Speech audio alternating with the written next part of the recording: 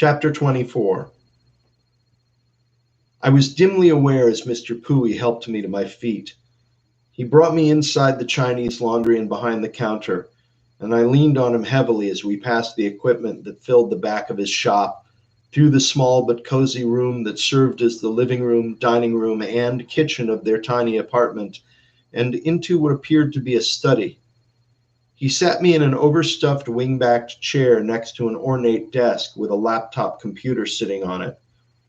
There was a large bookcase packed with bottles and jars, all filled with various evil-looking liquids, powders, and what looked like ancient fish and insects in various stages of petrifaction, putrefaction, and desiccation. Humming to himself, he selected a bottle of brown liquid with something floating in it, uncorked it, and poured some out onto a folded white cloth. He pressed the cloth to the back of my head. It stung at first, then began to feel warm. "Mr. Zack, you hold this on your head. I call police, make you some tea, make you feel better." I held the cloth, and after a few moments the pain started to fade. Still humming, Mr. Pooey knelt before the bookshelf, selected 2 jars, and left the study. I sat back, closed my eyes, and listened to the sounds from the other room. Cupboards opening, dishes clinking, water running. I shifted the cloth on the back of my head and my hand felt sticky. I looked at the cloth. Congealed blood mixed with whatever Mr. Pooey had splashed onto the compress. Wonderful. I had managed to split my head open again. From the feel of it, I'd done it in about the same spot as the last time. I closed my eyes, pressing the cloth back to my wound, leaning over against one arm of the chair. I didn't want to think about all the things that obviously needed thinking about. I just wanted to lie down and sleep. I must have faded away again for a bit, because the next thing I knew, Mr. Pooey was shaking my arm. He poured a dark gray, vile-smelling liquid from a small iron teapot into an even smaller china cup. He placed the cup on the lacquered table in front of me. "Drink this, Mr. Zack. It help you feel better. Police here in a few minutes. After you talk, we go to hospital." "I don't want to talk to the police." "Mr. Zack, you have to talk to police. You have been attacked and injured. You must report." No, I don't mean I don't want to talk to the police. I want to talk to the police. I just don't want to talk to the policemen who are going to be coming here." "I don't understand. Why you want to talk to other police?" "It's a long story," I said. "Ah, okay, Mr. Zack, I understand. You have reasons. You have been hit on head. You are confused." He indicated the tea. "Drink, Mr. Zack. You feel much better." It smelled awful from 2 feet away, and I really didn't want it. I didn't even want to know what was in it. Probably something that tasted so awful you'd testify you were completely cured just so you'd never have to drink it again. I raised the cup and sniffed it. Proximity did nothing to improve the aroma, but Mr. Pooey was so eager and helpful that I couldn't let him down. I took a sip. Against all the laws of physics and physiology, it tasted much better than it smelled.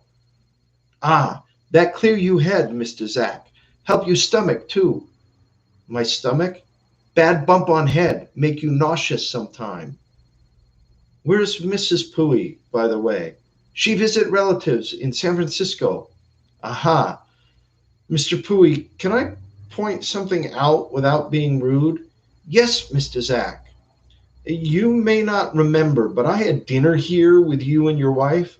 "Yes, Pooey remember, Mr. Zack." "Okay, so here's the thing. You speak better English than I do. What's with the coolie routine?" Mr. Pooey stared at me for a moment. Then he burst out laughing, and I joined in. He sighed and clapped his hands. "You are quite right, Zachary," he said. "Quite right. I get so used to playing the part, you see, that sometimes it ceases to feel like a part." I nodded and looked around the small study, every inch packed with books, photographs, curios, artifacts of the life the Pooeys had left behind when they escaped from China. It was both sad that there was so little left of what must have been a rich life, and astounding that they had been able to salvage enough to fill even this tiny room. I thought of my own apartment. CSI techs would be hard pressed to find a clue to the life that I had escaped just a year and a half ago. Some people carry their past with them, others don't. These thoughts did nothing to settle my stomach, so I took another sip of tea. It was working. As we sat and waited for the police, I tried to make sense of the evening's events. I felt a little rage, but I wasn't sure at whom it should be directed. Probably at my attacker, but instead it was heading towards Cynthia for getting me involved in this mess. Some of it also veered towards the cops for not letting me know more about the situation around which I had been dancing. Now I had stumbled on something significant enough to get me attacked. Was it a warning or an attempt on my life? At any rate, what I knew now was certainly enough to have gotten Alex killed. As I was putting all of this together, we heard the sound of the bell above the shop door. Mr. Pui left the room and quickly returned with two uniformed police officers in tow. They had very few distinguishing characteristics, unless you count spit, polish, crisp creases, razor-cut hair, and clean-shaven baby-smooth cheeks at 2 o'clock a.m. They both had their hats tucked under their arms. One of them had his left hand on his hip, his right hand on the butt of his pistol, and looked around the room, taking in every detail. The other cop had his notebook out. "Good evening, sir," he said. I disagreed with the sentiment, but decided not to make an issue out of it. "Good evening," I said. "This gentleman," he nodded in Pui's direction, "says you were assaulted." "That's right," I said. "Can you tell us what happened?" "I can, but I'd rather not go into too much detail because I'm just going to have to go through it all again later. My head hurts, I'm nauseous, and I'd like to go to the hospital and get myself looked at. Then, if you can get in touch with Detectives Cleary and Jenkins, and also Sally, I don't know her last name, she works narcotics, tell them to meet me at the hospital." "Why would they want to do that, sir?" "Because I've got a story to tell them." I started to get up and felt a searing pain behind my right eye. The room tipped a little. Pui saw me listing to starboard and put a hand under my arm. When I was steady, I started towards the door. "I think I just cracked two separate cases for them," I said. "A homicide and a retail drug operation." The one with the notebook looked skeptical. "Can I at least get your name and a quick sketch of what happened here tonight?" I stopped in the doorway. As I was coming home, somebody came from under the stoop, grabbed me from behind, and pulled me over backwards. He dragged me under the stoop and started beating on me. I couldn't see his face, and I didn't recognize his voice. "Pui here might be able to tell you more. He fought him off." Again, the skeptical look as the cop turned to the diminutive Pui. "You fought him off, sir?" Pui shrugged. "Have many black belt," he said, back in character. "Uh-huh. Did you get a look at him?" Pui shrugged again. "Mostly while he run away. If you find him, maybe have big bruise on face and blood in pee for a few days maybe." "Aha. He big, have blonde hair. Otherwise, all look same." I smiled inwardly. "Right," said the cop. "Well, we'll leave this information for the detectives, but we're not going to wake them up over it. They'll probably get in touch with you in a couple of days." "Okie doke," I said. "If that's all, officers, I'm going to trot off to Roosevelt to get my head stitched back together for the second time in 2 weeks." "The second time?" said the cop with the notebook. The other one still hadn't said anything. "What happened the first time?" "Detective Sally will fill you in when you tell her about this. I'm off." "I come with you, Mr. Zack," said Pui.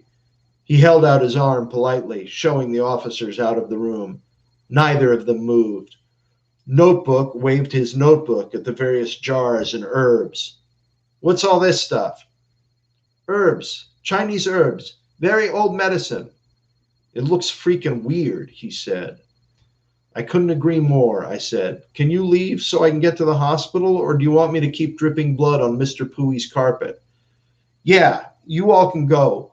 But if we bother the detectives with this and it turns out to be a load of crap and some of it blows back on us, we're going to make sure Detective Sally comes over here and takes a nice inventory of everything on these shelves. No problem, Mr. Policeman, no problem. All very legal, very old Chinese medicine, cure anything. Yeah, right, Notebook said. Anything? Asked the other cop. Pui looked sheepish. Well, almost anything. Anything here to help a woman have a baby? He asked. Here we go, said his partner. No, really, I've heard about this stuff. We've tried a lot of other crap. It hasn't worked, and the union will only pay for so much. Jocelyn's going nuts on me. Yes, yes, said Mr. Pui. I help, but come back tomorrow. Mr. Zach need to see doctor. It won't do much for a head that's split open, huh? Said Notebook. Mr. Pui turned to him. I don't happen to have a license to practice medicine in this country, young man, due to the extreme short-sightedness of your government and your medical establishment. If I did, Zachary's head would already be taken care of, and he wouldn't have to go off to the butchers who will soon be tending to him. So if we could just move along now. The two cops stared at Pui, mystified by the transition in his oratory skills. Then they looked at each other, shrugged, and headed out. Pui and I followed. I convinced Mr. Pui that I could survive the 2-minute cab ride myself and arrived at Roosevelt Hospital alone. I walked in and went through the same routine as 2 weeks earlier. I showed my blood-soaked wad of cloth to the guard, who nodded me through into the ER proper, where I signed in on the clipboard at the triage station. I sat again in one of the uncomfortable molded plastic chairs and waited for someone to call my name. The magazine selection had not improved, so I stared at the wall. There was no crowd, and I assumed that the wait would not be long, but you know what they say about assumptions. I was nodding off when a head poked out of the triage nurse's office. Well, well, well, well, well, if it isn't my old friend Mr. Smartypants. Hello, Tim. What brings you back so soon? I walked over and turned around to show him. I couldn't figure out how else to get back in here to apologize for my comment last time. Well, I hope this isn't going to be a habit with you. Me too, I said. How did this happen? I'm assuming from the shiner you're sporting, it wasn't more horseplay with that bitchy filly who brought you in last time, unless the two of you really enjoy the rough stuff. You've got quite the memory for detail. Only for the cute ones. I'm flattered, I said, but I'm afraid I'll have to disappoint. I know, all the good ones, as they say. So what happened? I got jumped outside my building by an unknown assailant. Well, well, well, an unknown assailant. How mysterious. And he knocked you down? Down and out, yes. You lost consciousness? Briefly. It looks like he beat on you a little. We'll get you in back right away. Did you report it to the... He looked up over my shoulder. I'm sorry, you'll have to wait until... Well, look who's here. I almost didn't recognize you. Well, isn't this just like old home week? I turned in my chair, and there was Sally. She was back in black high tops and blue jeans, this time with a white t-shirt. She wore a puffy black parka, her badge in a holder hanging from the type of cheap metal chain that holds a rabbit's feet or dog tags. She looked 15 again, just like the first time I saw her, and very pissed, just like the last. What the hell have you been doing, and what did you do yourself this time? Nice to see you too, officer. It's Detective Smartypants, and I've got some questions to ask you. Tim interrupted. Nobody's asking him anything until he's been looked at by a doctor. I thought you two were friends, but apparently that's not the case. So I'm going to have to ask you to sit in the waiting room while we get him looked at. Listen, you little snot. It's okay, I cut in. I'm just going to have to go over it all with her later anyway. I turned my attention to Sally. I got beat up. I didn't see who did it. You got mugged? I got jumped outside my apartment, I said. But I guess you already knew that, or you wouldn't be here. I didn't know. I went to your apartment looking for you. Some old Chinese guy caught me on the stoop and told me you were here. Those patrolmen didn't call you? No. What patrolman? What the hell are you talking about? What am I talking about? What are you talking about? Why the hell else are you coming over to my apartment at 2 o'clock in the morning? Hey, I'm sorry to disappoint you, but I don't cover random muggings. I'm a narcotics detective, 3rd grade, and I don't waste my time with that shit. I want to hear what the fuck you've been up to. Or when you're done here, you'll be coming over to the station and you can answer questions there. Yeah, and I bet it'll be under bright lights, too, I shot back. That'd fit right in with the other Gestapo tactics you've been using. What the hell does that mean? It means I think I figured out why Alex was killed, and I think I know who attacked me tonight, I shouted. But what's really pissing me off is I think you know the answer to both those things, too, and it all could have been avoided. I wouldn't be sitting here in the hospital, and Alex would still be alive if you weren't so busy fucking around with innocent people. I don't know what the hell you're talking about. No? Then explain how you conveniently show up right after I get beat on, start making threats. You know perfectly well why I was coming over, she interrupted.